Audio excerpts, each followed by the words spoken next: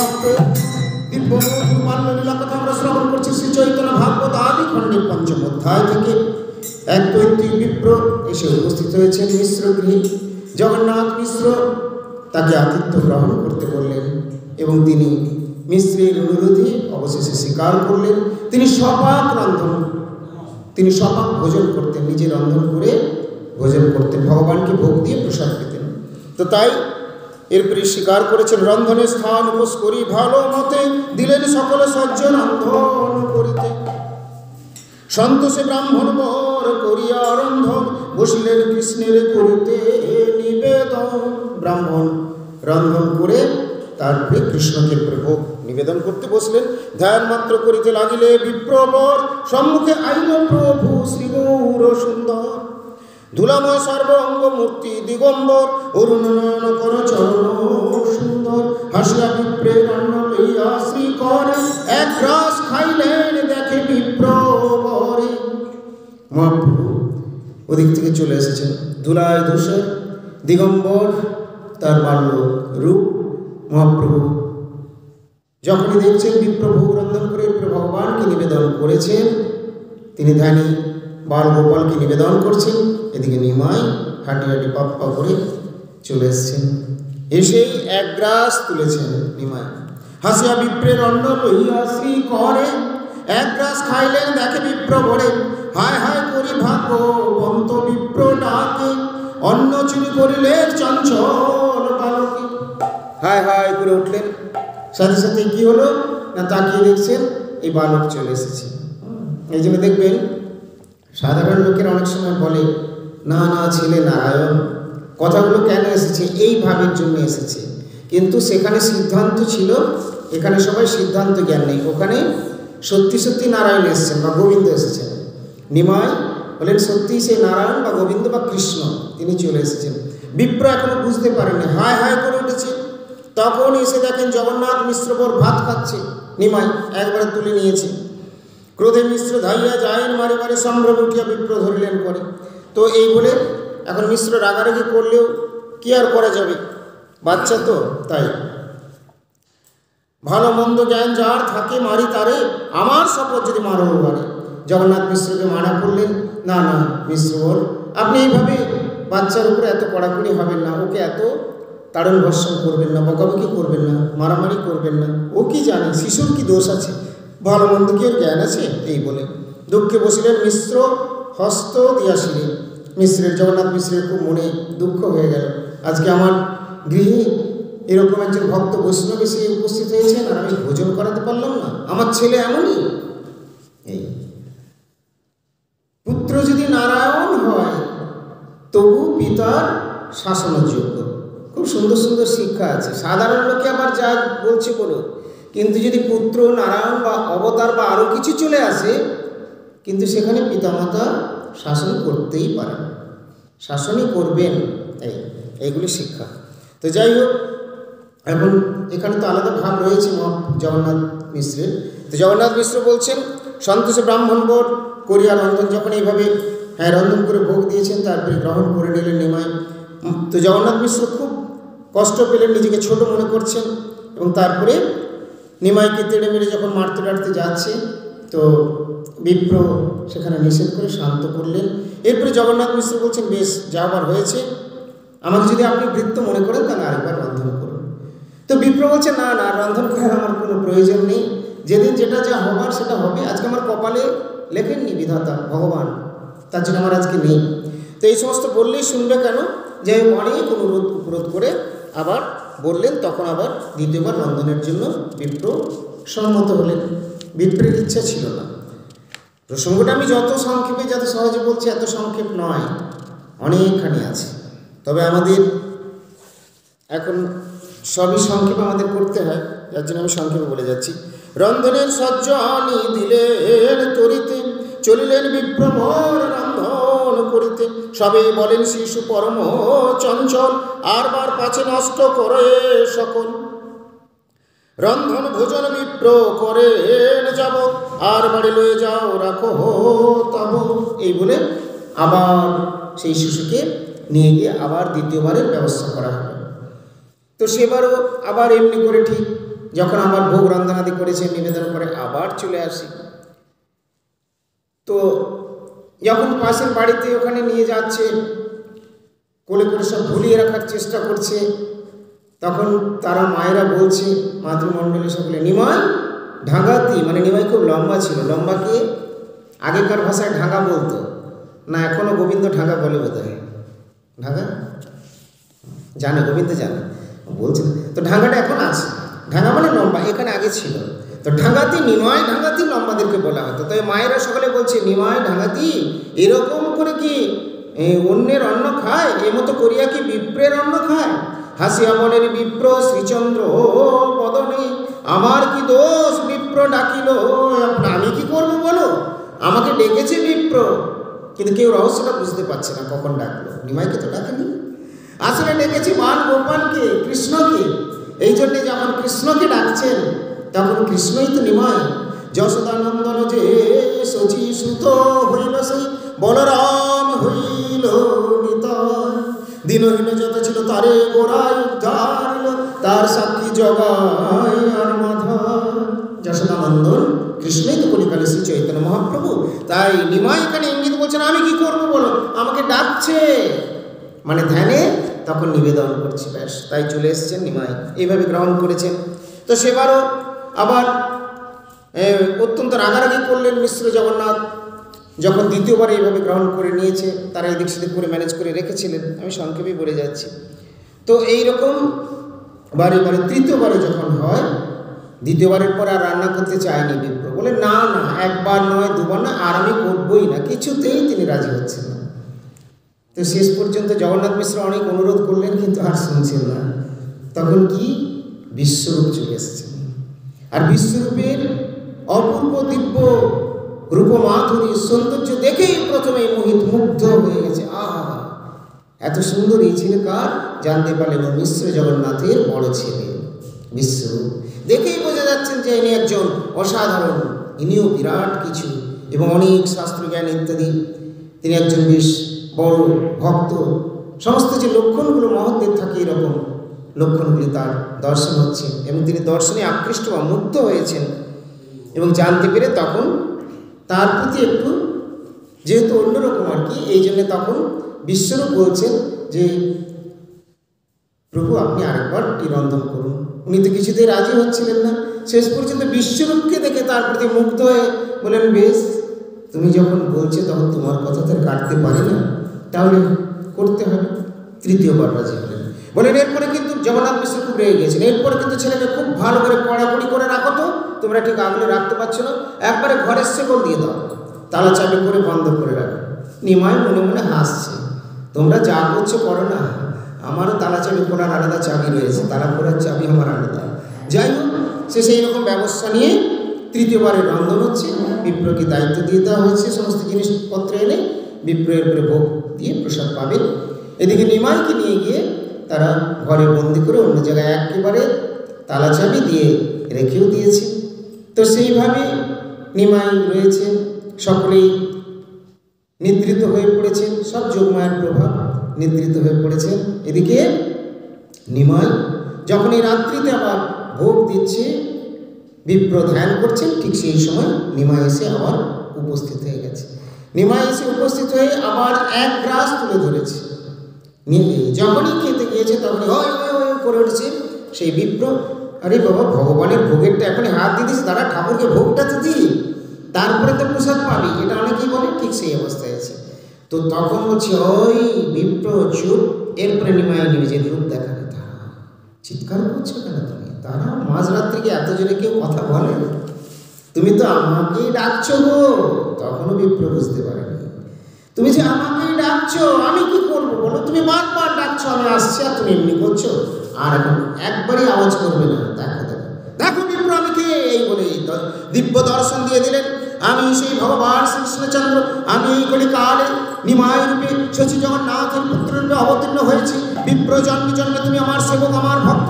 আমি যখন পূর্বলীলায় ছিলাম তুমি সেখানেও এসেছিলে, আজও তোমাকে আমি কৃপা করেছি বিপ্র, তুমি জন্ম জন্ম আমাকে ডাকো। দাস ছাড়া কেউ, সেবক ছাড়া কেউ, ভক্ত ছাড়া কেউ আমার দর্শন পায় না বিপ্র, আমি তোমাকে দর্শন দেবো বলে যখন এই সমস্ত দর্শন করলেন, ভগবানের দর্শন, ভগবানের অলৌকিকতার উপলব্ধি হলে কী হবে? আধ্যাত্মিক বিধি জ্ঞান থাকে, মাথা ঘুরিয়ে পড়ে যাওয়ার মতো।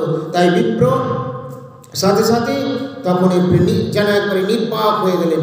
এরপরে দর্শন দিয়ে বলছেন, শোনো বিপ্র, এ সমস্ত বেদ গোপ্য না কহিবে কারে, কহিলে পাইবে দুঃখ জন্ম জন্মান্তরে।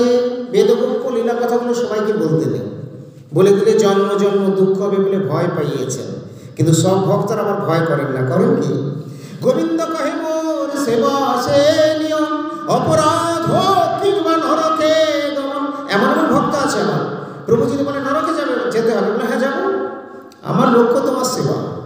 তো আলাদা আলাদা সিদ্ধান্ত। যাই হোক, এখানে সেই বিপ্রকে বলেছেন এই সমস্ত বেদগোপ্য তুমি কিন্তু বলবে না, যদি বলো তাহলে তোমার অনেক ভোগ করতে হবে, দুঃখ জ্বালা যন্ত্রণা, অনেক কষ্ট হবে, জন্ম জন্ম তুমি কষ্ট পাবে। এই বলে বিপ্রকে ভয় পাইয়ে দিলেন। কেন ভয় পাওয়ালেন? এখন আমার অনেক লীলা বাকি আছে, আমি সচির দুলাল রূপে এখানে লীলা করবো, সবাই জেনে গেলে আমার অসুবিধা আছে না, তাই তুমি জানাবে না। এই সমস্ত বেদগোপ্য না কইবে কারে, আমি যে সেই ভগবান, সেই কৃষ্ণই, আমি তোমাকে দর্শন দিলাম বিপ্র, অন্য কাউকে তুমি বলো না কিন্তু। ব্যাস এই বলে মহাপ্রভু আবার অন্তরিত হলেন, চলে গেলেন। বিপ্র কিন্তু আনন্দে একবারে মাতোহারা হয়ে উন্মত্ত প্রায় হয়ে গেলেন, একবারে চিৎকার করছেন, কখনো হরি হরি ধ্বনি করে উঠছেন, কখনো জাত ধ্বনি করছেন, পাগলের মতো আছাড় কাছাড় দিয়ে পড়ছেন। শচী জগন্নাথ সকলেই ছুটে আসলেন, সকলেই মধ্যরাত্রে কি হয়েছে কি হয়েছে দেখেনি, আর কিচ্ছু বুঝতে পারছেন না, কিছু মুখ দিয়ে প্রকাশও করছেন না। মহাপ্রভুর নির্দেশ রয়েছে, তাছাড়া অপ্রাকৃত ভাবে তন্ময় বিভোর হয়ে গিয়েছেন, ঠিক এইভাবেই পড়ছেন। মহাপ্রভু বলেছিলেন যে বিপ্র তুমি কাউকে বলো না, তাই বিপ্র বলছেন না। কিন্তু বিপ্র বলেছিলেন, প্রভু আমি কিন্তু প্রতিদিন এসে আপনাকে এখানে দর্শন করে যাবো। তৈত্বিক বিপ্র ছিলেন, বাইরে বাইরে তীর্থ বা পর্যটন করতেন, তার জন্য বলেন বেশ ঠিক আছে, তুমি পর্যটন ভ্রমণ আদি করো, আর লোকের কাছে প্রকাশ করবে না, তুমি আমার ঠিক দর্শন পাবে, আমাকে দর্শন করে যাবে। এইভাবে বিপ্র এসে আবার দর্শন করে যেতেন, আর এখানে দর্শন দিয়েছিলেন, সেই দর্শনকে এখানে বর্ণন করছেন। এতকে আমার তুমি জন্মে জন্মে দাস, দাস বিনু অন্যে মোর না দেখে প্রকাশ। কেমন দর্শন পেয়েছিলেন না? বলছেন আমার এ দেখিতে নিরবধি ভাব তুমি, অতএব তোমারে দিলাম দেখায় আমি। সেইক্ষণে দেখে বিপ্র পরময় অদ্ভুত, শঙ্খ চক্র গদা পদ্ম অষ্টভুজ রূপ। শঙ্খ চক্র গদা পদ্ম এই চারি হাতে, আর চার হাতে কি রয়েছে? এক হস্তে নবনীত আর হস্তে খায়, আর দুই হস্তে প্রভু মুরলী বাজায়। দুই হাতে বাঁশি বাজাচ্ছে আর দুই হাতে ননি খাচ্ছে, একটাই ধরেছে আর একটাই খাচ্ছে, চার হাত হয়ে গেল। আর শঙ্খচক্র গদা পদ্ম, তাহলে শঙ্খচক্র গদা পদ্ম আর ননি খাচ্ছেন এবং বাঁশি বাজাচ্ছেন। বাঁশি বাজানোর দু হাত, ননি খাওয়ার দু হাত, শঙ্খচক্র গদা পদ্ম চার হাত নিয়ে অষ্টভুজে দর্শন দিলেন। নবগুঞ্জা বিড়াশিখি পুচ্ছ শোভে শিরে, চন্দ্রমুখে অরুণ অধর শোভে করে, হাসিয়া দোলায় দুই নয়ন কমল, বৈ জয়ন্তী মালা দোলে মকর কুণ্ডল। অপূর্ব কদম্ব বৃক্ষ দেখে সেইখানে, বৃন্দাবনে দেখে নাদ করে পক্ষী গণে। সুন্দর বর্ণন রয়েছে, আপনারা নিজের আবার গ্রন্থ পড়লে সুন্দর আস্বাদন করতে পারবেন, আমরা সংক্ষেপেই বলছি।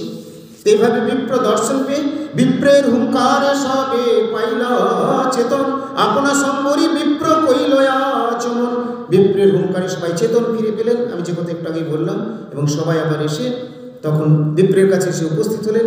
নির্বিঘ্নে ভোজন করেন বিপ্রবর, দেখি সবে শান্ত শৈল বহুতর, সবারে কহিতে মনে চিন্ত এ ব্রাহ্মণ, ঈশ্বর চিনিয়া সবে পাও কোমোচন।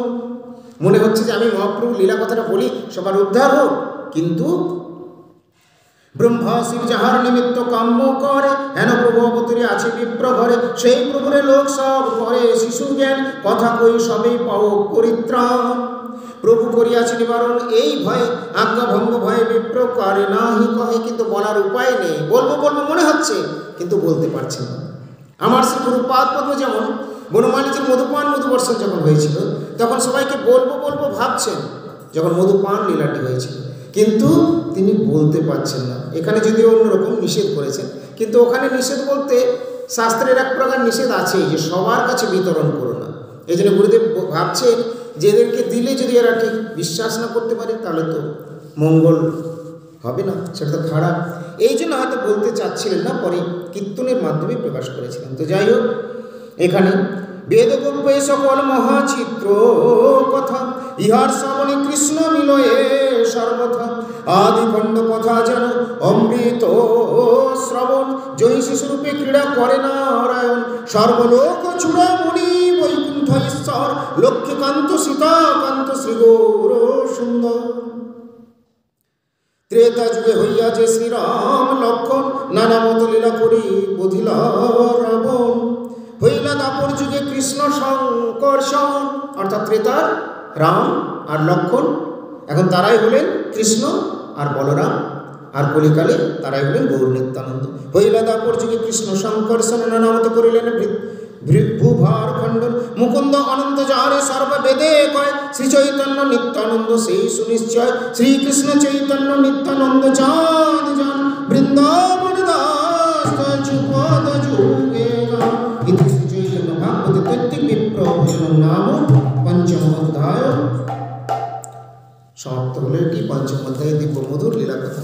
এই লীলা কথার মধ্যে এটি শিক্ষা রয়েছে, ভগবান বলছেন যে আমাকে চাইবে সে আমাকে পাবে, যে চায় সে পায়, যে চাচ্ছে সে পাচ্ছে, যে চাইবে না সে কোনোদিন পাবে না। যে মাং প্রাপ্ত ইচ্ছন্তি প্রাপ্নবন্তে এব নান্যথা, যে আমাকে পেতে চাইবে, যে মাং, যে যারা আমাকে পেতে চাইবে, প্রাপ্ত ইচ্ছন্তি, গুরুদেব বলেন শুধু চাওয়া নয়, ইচ্ছন্তি, ইচ্ছাটা করো, ইচ্ছাটা করো, বাকি ব্যবস্থাটা আমি করো।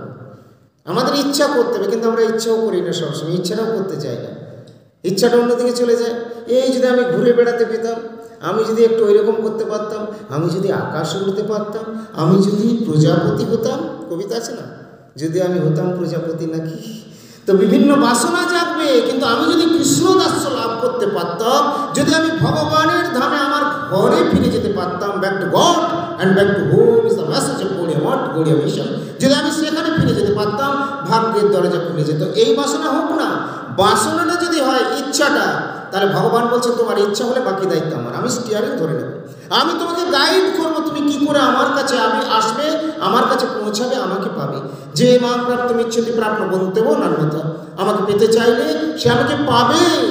তে সাংসদ যুক্তানাং ভজতাং প্রীতিপূর্বকম দদামি বুদ্ধি যোগম তাং যেন মাম উপজান্তিতে। তাই আমরা প্রথম ইচ্ছাটা ঠিক করবো, কি বলবো ভগবানের কাছে, হে প্রভু আপনার শ্রীপাদ পদ্মে যেন আমার মতি হয়, প্রীতি হয়। এই জন্মে যদি আমার নাও হয়, তবুও যেন কোনো জন্মে আপনাকে আমি না ছাড়ি, আপনাকে আমি না বলি। আমি এখন এরকম অভিমান করতে পারি না যে আমি আপনার ভক্ত হয়ে গেলাম, আমি আপনাকে ছাড়বো না।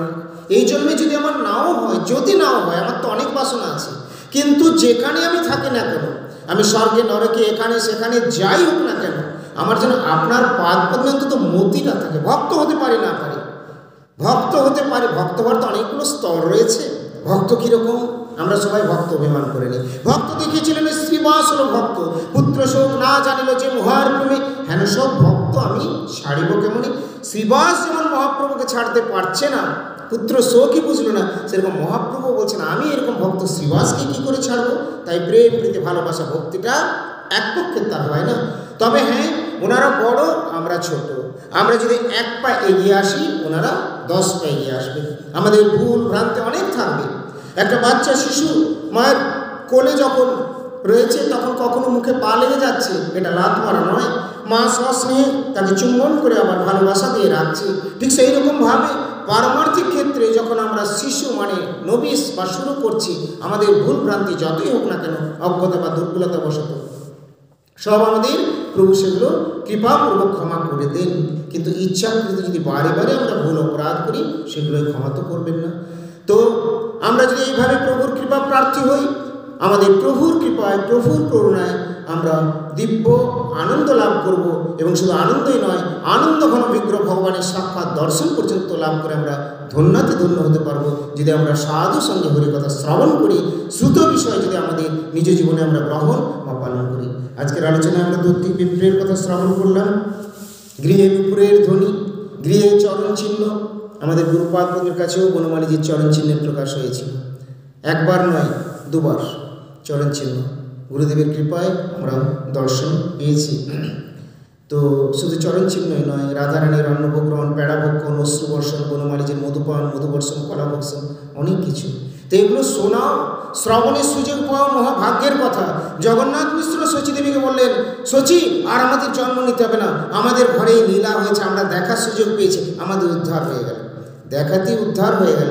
ঠিক সেরকমভাবে যারা দর্শন পেয়েছেন তাদেরকে এটা ভাবতে হবে, যারা শ্রবণ করছেন তাদেরকেও ভাবতে হবে যে এইরকম বাস্তব জিনিস এত সুন্দর, এত মধুর, আহা কত ভাগ্যবান আমি যে শ্রবণের সুযোগ সৌভাগ্য পেয়েছি। সবাই তো সেটাও পায় না। তার চেয়ে আবার যার বিশ্বাস হয়ে তাকে আবার এটাও ভাবতে হবে, আমার তো প্রভু বিশ্বাস তো দিয়েছেন, সবার তো হয় না। হে প্রভু, তুমি তো আমাকে কোনোদিন না কোনোদিন দর্শন দেবে, তোমার শ্রীচরণে আমি এই প্রার্থনা করি। আজকে না পাই, এখনই না পাই, এরকম শাস্ত্রের কথা রয়েছে। মুকুন্দ দত্ত একবার দর্শনের জন্য ব্যস্ত হচ্ছেন, প্রভু বলছেন না না, ও আমার দর্শন পাবে না। কেন? ও একটা খরচাটিয়া, যখন যেদিকে যায় তখন সেই মতো কথা বলে, কোনো নিষ্ঠা নেই, দৃঢ়তা নেই, ইত্যাদি নেই, এরকমভাবে বলছেন। তারা নিত্য পার্শ্বদ, মহাপ্রভু এইভাবে শিক্ষা দিচ্ছেন আমাদেরকে। তো বলেন ও পাবে না। তো মুকুন্দ বারবার পাচ্ছে না, মনটা খুব খারাপ। তো আরেকদিন সেবককে বলছে দেখুন না মহাপ্রভুকে আরেকটিবার আমার হয়ে একটু অনুরোধ জানিয়ে বলুন। তো মহাপ্রভুর কাছে গেলেন, বলছেন না দর্শন তো হবে না। না প্রভু, মুকুন্দ বলছে কি আমি কি কোনোদিনই দর্শন পাবো না? কবে পাবো যেন, এটাও কোনোদিন তো পাবো, কোনোদিন কি পাবো না? তখন মহাপ্রভু বজ্রগম্ভীর কণ্ঠে হুঙ্কার করে বললেন, বলে দাও কোটি জন্মে পরে পাবে। মহাপ্রভু তখন আলাদা ভাব রয়েছে, কোটি জন্ম। মুকুন্দ যখন এসেছে সেই সেবক জিজ্ঞেস করছেন প্রভু কি বললেন, প্রভু কি বললেন? সে তো বলতে পারছে না, এত বড় কঠিন কথাটা কি করে বলবে। সে বাধ্য হয়ে বলছে, আমাদের যদি গুরুদেব বলে দেন, বলে দাও এখন দর্শন হবে না, আমাদের বলতে একটু অস্বস্তি লাগবে, এরকম ভারী কথা আসে। আর আপনারা যদি শোনেন তাহলে গুরু ভক্তির হয়ে গেলে একবারে লাটায় উঠে যাবে গিয়ে। একবার বললে গুরুদেব যদি ফিরিয়ে দেন, বলুন আমি ইস্কনে, আমি অমুক জায়গায় দীক্ষা নিয়ে চলে এসেছি, তাই বলবে। কেন? গুরুদেব সেদিন আমাকে দর্শন দিলেন না, এই তো আমাদের জায়গা। যাই হোক, আমি গৌড়িয়া মঠে, আমি ওই মঠে, আমি অমুক আচার্যের কাছে, এই তো আমাদের নিষ্ঠা। তো মুকুন্দ দত্তকে যখন বললেন গৌর সুন্দর মহাপ্রভু যে না হবে না, কোটি জন্ম পরে, সেবক যখন বলতে ইতস্তত করছে, তখন মুকুন্দ বলছে বলুন না প্রভু কি, প্রভু আমার কি বললেন, প্রভু কি বলেছেন, আমার কি দর্শন কোনোদিন হবে না? বললেন হ্যাঁ প্রভু বললেন হবে, কিন্তু কিন্তু কেন? কোটি জন্ম পরে বলেছেন। তাই পাইনু পাইনু বলে মুকুন্দ করিল নর্তন। মুকুন্দ নৃত্য করতে শুরু করলো। কি ব্যাপার আপনি নৃত্য করছেন? ও মহা আনন্দ, কি আনন্দ, কি আনন্দ, কি আনন্দ। এই শুনেই এরপর সেটি দেখে মহাপ্রভুর কাছে ফিরে যাচ্ছে। মহাপ্রভু জিজ্ঞেস করছেন মুকুন্দ কি বললো? আমাদের অনেক সময় গুরুদেব বলার পর আবার জিজ্ঞেস করেন কিছু বলছিল, কি বললো? যদি হরিকথা শাস্ত্র কথার সঙ্গে যদি গুরুদেব এবং গুরু নিজজন বৈষ্ণববৃন্দ যদি চোখের সামনে না ভাসেন, সেই কথা হরিকথা নয়, তার হরিকথা বলার কোনো দাম নেই। যদি প্রত্যেকটি অক্ষর অক্ষরে গুরু বৈষ্ণববৃন্দ আমার নৃত্য না করেন, তার কথাটা ভণ্ডামির কথা হয়ে যাবে। আমরা মহাপ্রভুকে নিত্যানন্দ প্রভু এখানে কোথায় পাবো? আমরা পাবো তার নিজ জনগণের মাধ্যমে। দেবানন্দ পণ্ডিত মহাশয় ভাগবত কথা বলছিলেন, কিন্তু একদিন মহাপ্রভু রুষ্ট হয়ে পড়েছিলেন, বেটা ভাগবত বলছে, ও ভাগবতের ভাব বুঝে শুধু বড়াত্তাই করছে, নিজের লাভ পূজা প্রতিষ্ঠার জন্য ভাগবত কথা বলছি। ও শ্রীবাসকে না চিনে টেনে বের করে দিয়েছিল, জানে আমার ভক্ত কত বড়, আগে আমার ভক্তকে চিনতে শিখো, তবে আমার কথা বলবে। ও পণ্ডিত, ওর ভাগবতের কোনো দাম নেই। দেবানন্দ তোর মনে পড়ে থরথর করে কাঁপতে শুরু করেছে, প্রভু প্রভু প্রভু ক্ষমা করুন, ক্ষমা করুন। শ্রীবাস মনে পড়ে তোমাকে টেনে বের করে দিয়েছিল। এই মহাপ্রভু তার ঋষিতে প্রকাশ করে জানিয়ে দিলেন। তাহলে ভাগবত পড়বার জন্য দেবানন্দকে বলেন আগে ভক্তের প্রতি তোমরা শ্রদ্ধা, প্রীতি, আনুগত্য এগুলো শিখতে হবে। তাই ভগবানের কথা বলতে গিয়ে ভগবানের লীলা কথা বললাম, আমার কোনো কথাই আসলো না। আমার গুরুপাদ পদ্মের কাছে এত সব রয়েছে, শুধু গুরুপাদ পদ্ম করলেও হবে না। গুরুদেবতাত্মা গুরুনিষ্ঠ বৈষ্ণববৃন্দ যারা রয়েছেন, গুরুদেব বারবার বলেন যে ভক্তের কথা না বললে ভগবানের কথা বলেও কিছু হবে না। কিন্তু আমাদের মুখে ভক্তের কথা বেশি আসে না। কাদের মুখে আসে? যারা উচ্চ স্তরের ভক্ত হবেন তাদের মুখে আসবে। দেখবেন জগতের লোক প্রথমে ভগবানকে প্রণাম করে, কিন্তু বৈষ্ণবরা গুরুদেবকে, ভক্তকে, বৈষ্ণবদেরকে প্রণাম করে। তাহলে তারা এটা বুঝেছেন। তাহলে জগতের লোকের চেয়ে তাদের ভক্তিটা একটু সাধারণ লোকের চেয়ে বেশি বলে তারা আগে করছেন। এই ভক্তিটা যাদের অনেক বেশি, তারা অনেক বেশি পরিমাণে গুরু বৈষ্ণবকে ধরেন। সোজা কথা, সোজা ফর্মুলা। যার যত বেশি ডেপথ থাকবে, সে তত বেশি গুরু বৈষ্ণবকে ধরে। ভগবানকে ধরতে যাবে না। ভগবানকে ধরলে ভগবান ফসকে যাবে। ভগবানকে তোমার ধরার কি যোগ্যতা রয়েছে? সুত মশলা গাভি, সত্য পুষতা গাভি, বাচ্চাটাকে ধরে নাও, চলতে শুরু করো, মা আম্বা আম্বা করে চলবে। আর মাকে দড়ি ধরে টানতে গেলে বাচ্চাকে নিয়ে যেতে পারবে না, মাকেও নিতে পারবে না। ভগবান নিজে বলছেন না অঙ্গবসা আমি বৈকুণ্ঠে যোগিনা হৃদয় না চমৎ ভক্তা যত্র গায়ন্তি তত্র তিষ্ঠমি নারদ। আমি বৈকুণ্ঠে থাকি না, যোগীগণের হৃদয়ে থাকি না। যেখানে আমার ভক্ত আমার কথা বলেন, আমি ছুটে চলে আসি, আমি শ্রবণ করি। তো এইভাবে যে ভগবানের অপার মহিমা রয়েছে, ভগবান হলেন ভক্তবৎস, তাই দেবানন্দকে বললেন, দেবানন্দ আজ থেকে ভাগবত পাঠ করার আগে, অনেক কথা রয়েছে আমি পড়তে পারলাম না, আজ থেকে ভাগবত পাঠ করার আগে ভাগবতে এই তত্ত্ব, এই বর্ণন করবে, ভক্তি ভক্তের কথা তুমি বর্ণন করবে। তোমার জিহ্বায় যদি কীর্তিত হয় তাহলে তোমার ভাগবত পাঠটা ঠিক হবে।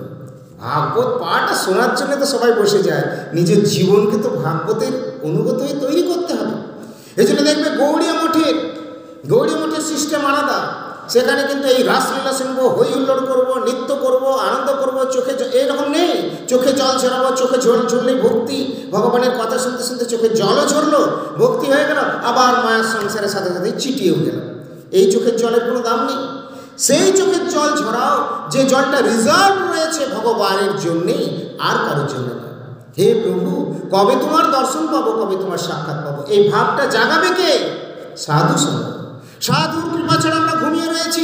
গীতোপনিষদ কঠোপনিষদে বললেন, উত্তিষ্ঠত জাগ্রত প্রাপ্য পরা নিবেদিত কুরস্য ধারা নিষিদ্ধ দূরত্ব দুঃখম পথস্তৎ কবয় বদন্তি। তুমি ওঠো, তুমি জাগো, তুমি তোমার বৃক্ষ বস্তু প্রাপ্য বস্তুকে লাভ করার জন্য তুমি যত্ন করো। তুমি যদি জেগে যাও, তুমি যদি যত্ন করো, তুমি লাভ করতে পারবে।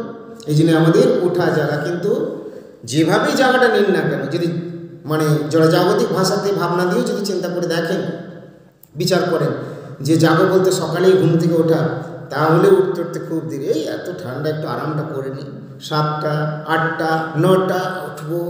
কিন্তু সাধুরা ভজ হুরে মন শ্রীনন্দনন্দন অভয় চরণ বিন্দুরে